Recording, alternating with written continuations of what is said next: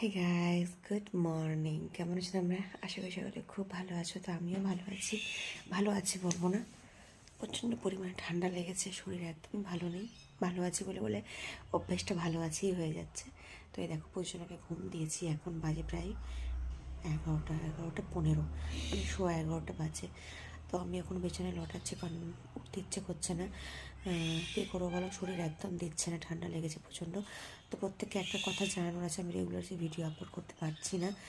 তো অবশ্যই তোমরা আমার সঙ্গে থেকো। শরীরটা ভালো না থাকার কারণেই দিতে পারছি না, একদিন বাদ একদিন হয়তো দিচ্ছি।